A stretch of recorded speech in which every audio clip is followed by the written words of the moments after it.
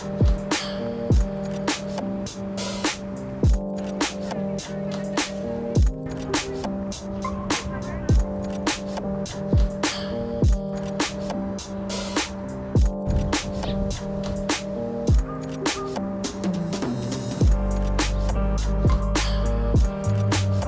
what's going on, guys? I thought we'd maybe do a little vlog outside today. I mean, the state of emergency has basically been lifted in Japan, aside from the Tokyo area. So, I mean, I'm in a pretty secluded area. I'm the only person on the second floor right now up here. I'm not sure if I'm supposed to be here, but I mean, I got my mask just to be safe. And we're just kind of chilling out, looking over the river right now. But anyway, so for today, just gonna talk about, you know, some of the expenses you can expect when you're living here in Osaka. So, I mean, because, you know, a lot of people are looking to come live in Japan, whether they want to work here, teach English here, and you can't decide between like Tokyo, Osaka, and all these other exciting cities that each have their own culture and tradition. So here are some things that we can look at. We have rent in Osaka. How much is it, like the average rent kind of cost for one person or for two people if you're coming with a partner. The cost of electricity and water, as well as gas. Internet costs, kind of like food costs as well, just on average. Even transportation costs, as well as health insurance and pension, which we have to pay, everybody has to pay here in Japan, as well as the phone cost. So let's look at that. And I mean, as well, there's also other costs, like, you know, if you want to buy stuff off Amazon and your drinking cost, that's kind of extra. But anyways, so first off, let's look at how much rent is in Osaka.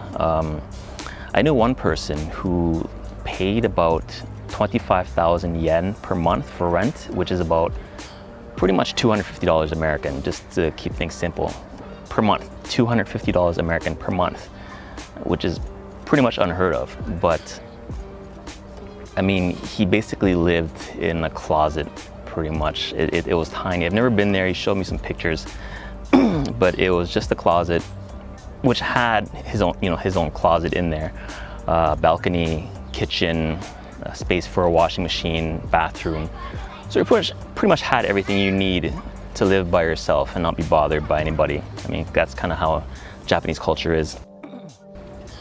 So, I mean, I don't know if he's still living there now. I haven't spoken with him in a while, since I first came to Japan. But yeah, I mean, he was pretty much banking. For that 1 or 2 years he lived there, he was saving a lot of money. Yeah, so I mean, as a single person, if you want to live really frugal and save money, you have that kind of option there. I've seen other places as well that's even around that price or cheaper, but usually like really older apartments. You're not going to find like the cool Japanese amenities, and sometimes it could be a hassle without much technology to help you out. But it can be done. So if you want to come here and save some money, you can find some pretty cheap places to live. On the other hand, if you're coming with a partner, again, if you're looking to live frugal, you could find a place, you can find a 2 LDK for about 60,000 yen per month, so about $600 US per month. 2 LDK meaning 2 bedroom, 1 living room, 1 dining, and 1 kitchen.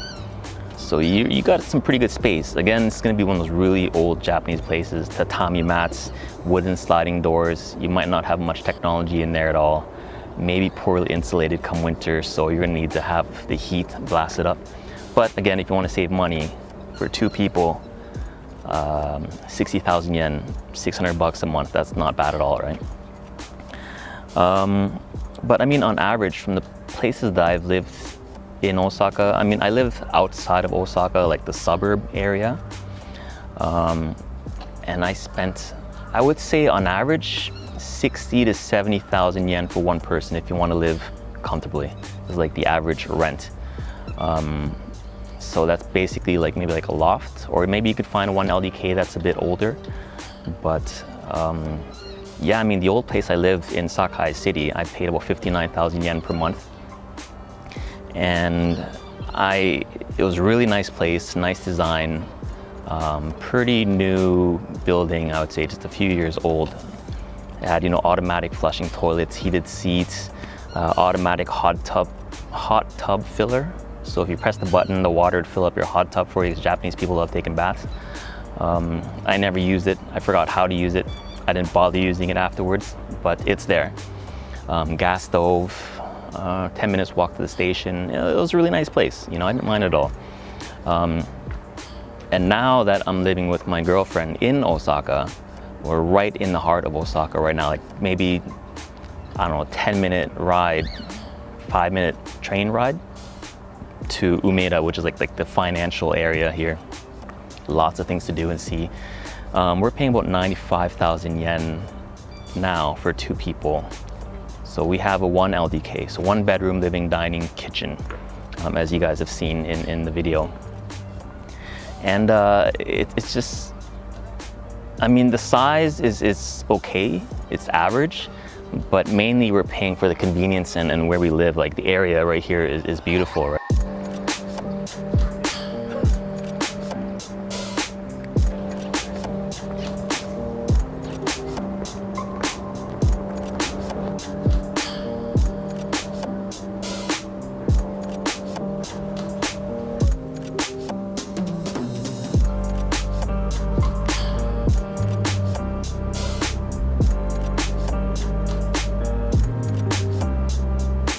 Beautiful, right? Really family oriented. Lots of kids running around outside, as you can hear right now. Yeah, so I'd say for 1 person on average, 60 to 70,000 yen if you're looking to live relatively comfortable. I mean, it's still pretty small compared to like Western standards, but it's livable, as I said. So next, since we're talking about rent, you might have to deal with down payments, which can kind of be pretty steep. Usually, like when I first came here, I didn't have much money saved for a down payment at all. And so I ended up finding a place to stay through my company. And they also acted as my guarantor since I didn't know anybody in Japan. So at that point, I only paid about $300 down payment. No, that's wrong. About $3,000 down payment. I remember they had to take out like $200–300 out of each paycheck. Yeah, so that wasn't fun. And basically the down payment is put towards like key money, like maybe insurance, handling fee. Usually includes, you know, 1 or 2 months rent. And sometimes also includes like a thank you to the owner for letting us rent your apartment. Yeah, but actually in my old apartment in Sakai, there was no down payment, no initial payment. The realtor, I told him I had no money. I just flew back in Japan again. I didn't have much saved. If you could find a place with no down payment. So, so we did that. I moved into Sakai. I was paying about 60,000 yen per month.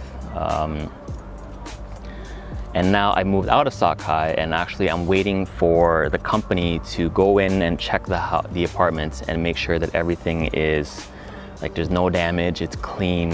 Hopefully they won't charge me an extra cost. That's where it's gonna come back to bite you. If you don't pay the down payment in the beginning, good chances are you're gonna have to pay something when you leave. Like my girlfriend's sister supposedly damaged her floor and was asked to pay about 300,000 yen. Yeah, $3,000 basically when she was leaving.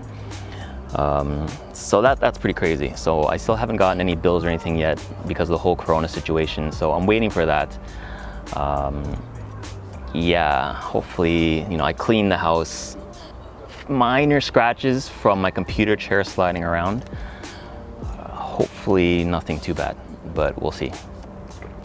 But anyways, for this new apartment in Osaka, with me and my girlfriend here, it was about close to $5,000 initial payment, including 2 months rent. So 95,000 yen times 2, handling fee and a whole bunch of other things. And hold on a second, I gotta film this. This is really cute here.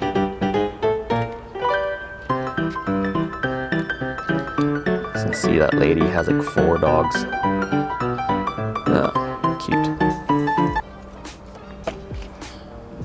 Well, that's my train of thought. But anyways, down payment can be pretty expensive. So make sure if you're really gonna try to find a place by yourself, and If you have the money, I would suggest you paying the down payment, because if you happen to mess up the place before you leave, they can get you afterwards, and that's going to be trouble. So if you have the money, pay down.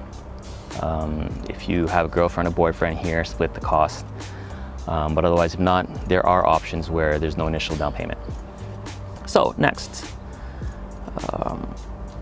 also in terms of penalty, if you guys are wondering, so my old apartment in Sakai, basically I had a 2-year lease. A 2-year lease in the apartment, and if I were to move out before 1 year, I would have to pay 2 months rent penalty. So 60,000 yen times 2, so 120,000 yen, so $1,200 basically. If you leave after 1 year but before 2 years, then it's only 1 month penalty, so 60,000 yen-ish. If you leave after the 2-year lease, you're free, there's no penalty. I happened to break my lease just 3 months before the 2 years was up.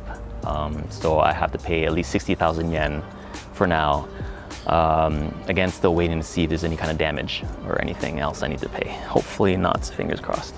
So looking at cost of electricity and water. Looking at my bill, my personal usage, I mean, I guess I would say that the amount of electricity and water that I use is pretty average. I don't leave all the lights on in my apartments. My computer is usually always on. Shower once a day, brush my teeth, wash my face a couple times a day. I think that's pretty average. I don't really take baths often, usually showers. Electricity and water, usually between like 4,000, 6,000 yen, usually around 4,000 yen, I would say. I find that it's a bit cheaper in summer. For some odd reason, I don't know, like in my old place, I had gas and electricity running, and my gas bills are always went up during the winter time. Gas went down in the summertime. I guess maybe because, why is that? Oh, I think the water heater probably ran off gas. So in summertime, you're not usually using hot water as much as wintertime. Because wintertime, like in your apartment in Japan, it's usually always cold since there's no central heating. So you're kind of living off one heater to kind of heat like the one room. Aside from that, you're kind of like starving for heat. So anytime you get hot water or whatever, you know, get a hot meal using the gas stove, you're using it. So that's why my gas bills went up. So just to reiterate, electricity and water costs about around 4,000 yen per month, so about 40 bucks a month, not too bad, right? Gas, about 4,000 yen in the summertime, goes up to about 6,000 in the wintertime. Again, kind of varies. Our new apartment now, I think newer apartments in general don't use gas so much anymore, it's more electricity. So we have nothing running gas in this new apartment. So electricity costs, we haven't got our first bill yet because it hasn't been a month since we moved in. So I'll update you guys if you are curious. Next thing, internet costs in Japan. At my old apartment in Sakai, internet was included with the rent. So there was no fee. Got a friend to call, contact them. They came over to set things up, provided the router, everything was done, no cost for internet per month. At this new apartment, there's no internet included, but using the same company, JCOM, who I'm with, JCOM, J-C-O-M, it's 4,000, around 4,000 yen per month, $40 per month, plus a setup fee, which is another 4,000 yen-ish. And I think I have to pay for 2 months upfront, plus the installation fee next month, so it's about 120 bucks to get set up in the beginning. Talking about food costs in Osaka. Food, again, this can greatly vary based on your own diet and your preferences, but I wouldn't even say in general, but usually Japanese ingredients tend to be cheaper, obviously, sourced locally. But I mean, if you're gonna go for the expensive steaks and sushi every day, it's gonna cost you. When I was living by myself in Sakai, I treated myself fairly often. I had sushi once or twice a week and a steak. once a week usually. I snacked a lot, I ate a lot, usually mostly pasta, always meat with my meals. I spent close to $350 to $400 a month. This is usually just eating at home too. Like I usually don't go out to eat anymore. I just kind of gotten lazy. But I mean, they say on average here, the average person eats around $250 to $300 per month on food. Assuming that you're gonna be cooking most of your meals. You know, best thing to do when you get here, get a rice cooker. Cook a lot of rice each week, or pasta. Veggies, you know, mix it into your meals, mix in some meat into your meals, have a pretty balanced diet. Because yeah, it adds up. You start to eat a lot, and especially when all the snacks seem so tempting and sometimes awkward and you just want to try everything, you spend a lot of money on snacks and random foods as well. But yeah, that is basically it. A small bag of rice will cost you 1,500 to 2,000 yen, 15-20 bucks for a small bag of rice. That should last you 1 or 2 weeks. I mean, if you can get like a, what is it, about 800 grams of quinoa from like the import store, 800 grams, 400 grams, I don't remember, it's about $8 or so. Yeah, imported food is obviously a bit more expensive. I mean, every now and then I'll get that Tex-Mex taco kit, and that's about 700 yen, which is, you know, 12 tacos, this bag of salsa, and a bag of spice, whatever that comes with it. And then you gotta buy like the cheese and everything else on the side, ground beef. Also, if you're planning on teaching here, you can usually opt in for school lunch. Not all schools or not all cities offer this. When I taught in Sakai last year, the teacher school lunches and the student school lunches were different. The teacher school lunches looked expensive. It was like nicely packed and had a lot of slightly fancier foods, and I think that was probably maybe 500 yen plus per day for that bento that they ordered. So I opted out from that. I didn't want to spend 500 yen per day. I'd rather just cook my own food at that point. But at the new city I'm working at now, school lunches, the teachers and students eat the same food for lunch. It's about 270 yen per meal, like per day, which is just the school lunch, of course. And I mean, it was pretty filling for me. I don't know, some people say it's not filling, but usually you get like a bowl of rice, maybe a little bit of meat, some vegetable dish, sometimes a dessert, and then a glass of milk. You know, it's usually pretty well balanced because the school cook, the school chef, obviously they want to nourish the kids and not just treat them to junk food all the time. So yeah, I mean, if you think about it, like the vice principal told me that if you were going to get one onigiri or the rice ball from the convenience store, that's already 115 yen just for one rice ball. 2 rice balls is the same as getting this whole meal at the school. So I figured I might as well get it. And yeah. And just another side note as well. Before I came to Japan, I thought, you know, Japanese food was just all fried foods, sushi, you know, raw fish, okonomiyaki, whatever stuff. That's what I thought Japanese food was. But it wasn't until I opted into these school lunches that I kind of felt that I had a home-cooked Japanese meal, and it made me feel a bit more at home as well. So yeah, check it out if you get the chance. If you're teaching here and you have the option to opt in for school lunches, give that a go. Transportation costs in Osaka, again, is something that can vary depending where you live from your work to where you want to go. For me, when I lived in Sakai, my first year living in Sakai, my school was about a 5-minute walk. So I didn't spend any money on transportation. That was amazing, just going out on weekends and every now and then. The second year, I got moved out of Sakai to a different school. So Sakai is south of Osaka, and the new city I work at is northeast of Osaka. And I had to take 3 trains and 1 bus.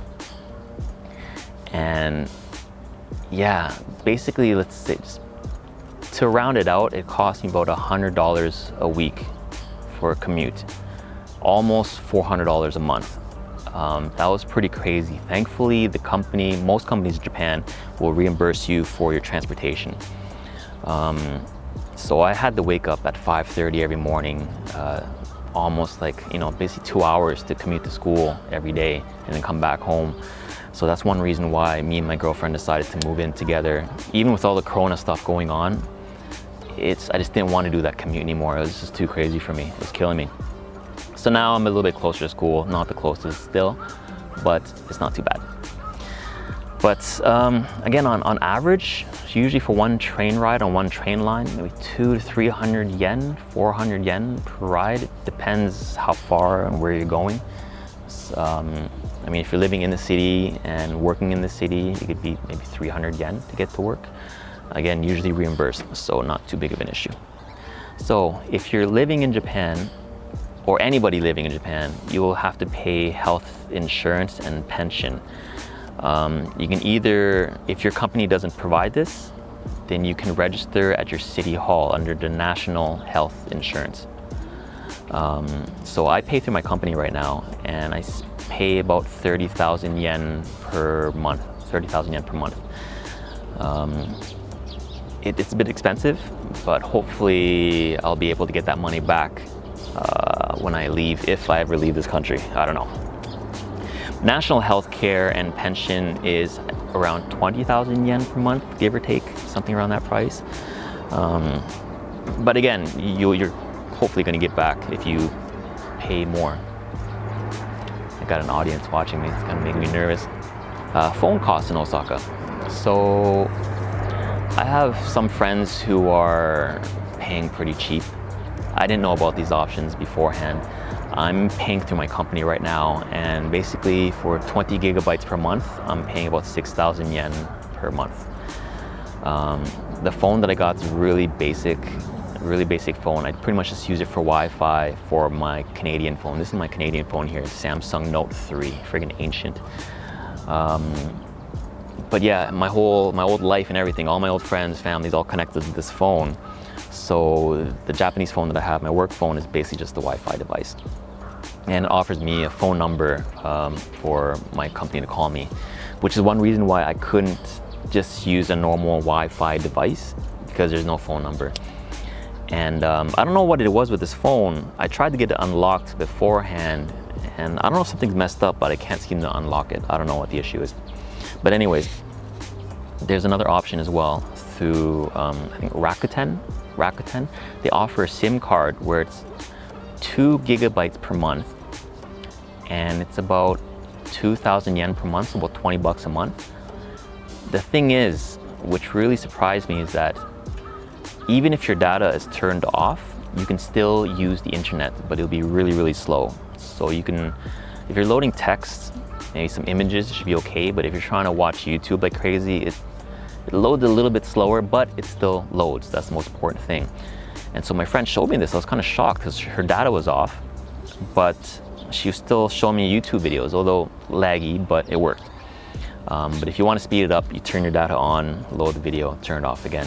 I found that a bit too much of a nuisance, so I'm like, whatever, I'll just stick with 6,000 yen per month, 60 bucks a month, yeah.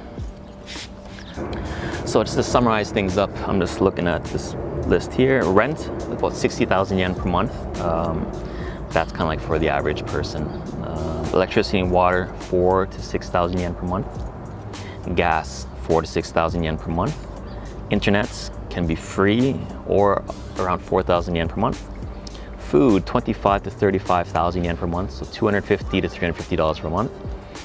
Transportation, assuming about 300 yen per trip, calculated to about 12,000 yen per month, so about 120 bucks a month. Kind of the same as like a Metro Pass back in Toronto, Canada, if that's still the price for Metro Pass nowadays. I don't know, I haven't been back in Canada in like 5 years. Health insurance, 30,000 yen, phone, 2,000, 6,000 yen. So total expenses per month, you're looking at about 137,000 to 159,000. So basically 1,370 to 1,590. which is, you know, not too bad, I would say. I mean, I think Tokyo is still more expensive, but at the same time, you're probably making more money to compensate for the higher expense, you know, living costs over there in Tokyo. I mean, if you're interested in coming to teach English here in Japan, I would say start, like, if you're working full-time, maybe 180,000 up for rent. Not rent, sorry, your income. Your income is about 180,000, 210,000 and up. I have a few friends who work for some of the Board of Educations. They could be making up to 300,000 yen. But again, you can be working a bit harder. Not harder, more. You can be working more or longer hours. So I'm going to tell you guys about one expense I had my first year I lived in Japan. And at that time I worked for like really just a small family-run business. And I mean, it's kind of totally my fault pretty much. I should have done research on this, but basically I didn't know how the whole tax situation worked here in Japan, and I assumed that companies deal with it because I'm kind of used to that. Like back in Canada, usually working for somebody else, you know, they deal with the taxes, right? But anyways, so I didn't know that they weren't doing any taxes for me. Just a bit of miscommunication. And then I think come April, I got a bill in the mail for about $1,000, and I had no money saved at that point because I was just going out and spending. It was my first year here. I was just out drinking and partying. And yeah, so I got a bill for $1,000 in the mail. I'm like freaking out to my roommate, how the hell do I pay this? So we took it into the city hall for our city. At that time, I lived outside of Osaka in Hyogo Prefecture, just next door. And thankfully, they were able to split up my my $1,000 into, I think, like $200 installments per month. So thankfully, they were able to do this for me, and I just paid it off month by month, $200. And after 5-6 months, I was good. So yeah, make sure that if you're coming here, talk to your company and find out who's doing the taxes. Bigger companies, they'll usually deal with it for you, but I mean, if you're working on the table or whatever else, you know, get that thing dealt with.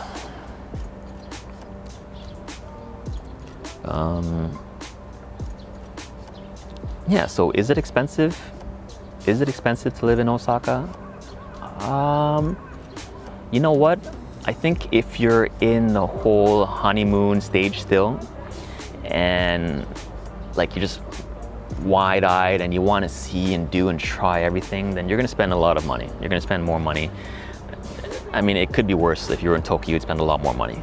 But on average, now that I'm kind of living and kind of settled in here, nothing really excites me anymore. I'm just kind of living day by day, really easy, chilled lifestyle. I'd say it's pretty average. I mean, especially when I compare it to like Tokyo or even back to Toronto where I'm from. I could never find a place for this price downtown Toronto. There's just no way. But then again, Osaka is not really at the same level as like a Tokyo, Seoul, Toronto, New York kind of thing. It's just slightly under. And I think that's what I like about living here in this city. I mean, one of the things is when you move into a new city, especially if you're going to be part of the whole 9-to-5 situation, you want to look into like traffic and rush hour, right? And I find that the rush hour in Osaka isn't nearly as bad as how it is in Tokyo and other major big cities.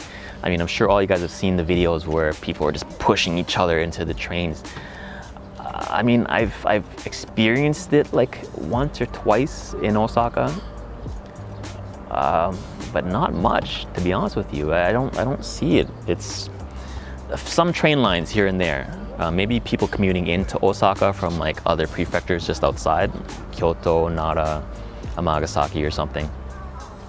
But in general, it's not too bad. Yeah, I think it's been okay. Yeah, I mean, like if you're looking at clothing expenses, if you're shopping at like GU and Uniqlo and some of these other cheap stores, the 100 yen shop here in Japan is amazing. Like Daiso is so crazy. Like pretty much my house is filled with everything from Daiso, and it's not bad quality. They got some pretty good stuff, you know. Yeah, I mean, Osaka for me, I think because it's not as busy, people are more chilled out, maybe a bit less stressed, and that kind of like feels like the whole culture here where people are just a bit happier, I guess, more mellow. People say that, you know, Osaka people are more friendly. I mean, this is the whole argument between Tokyo and Osaka people, who's nicer, who's more friendly, and each, you know, local is going to say that their own city is better. But for what I've experienced in my life, you know, like usually in a busier city where people are just working longer, working harder, it's usually just a bit more cold because people are just tired and depressed and don't want to talk to people and want to go home and stuff, you know. But Osaka's really mellow. So if you're cool, just the chill vibe, you know, Osaka's a really good place. So that's what it's like living in Osaka. I don't know if there's anything else.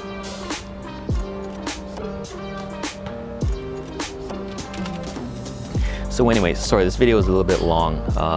You guys can check out my blog that I wrote about this, which basically is a complete summary of everything I just said.